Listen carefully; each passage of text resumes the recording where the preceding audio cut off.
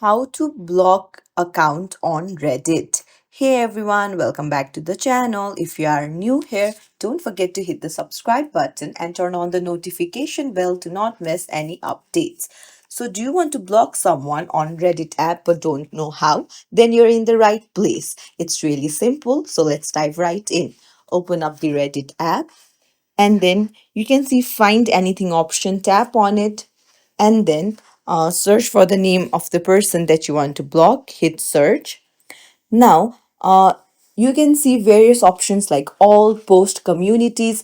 Just swipe to the left and then find the people tab, tap on it, and then find the person that you want to block, open it up, and then you can see the three dots in the top right, tap on it, and you can see the block account option. Just tap on it and just confirm the block.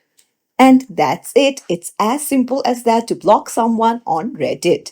If you found this tutorial helpful, don't forget to hit the thumbs up and subscribe for more tips and tricks. Thank you for watching.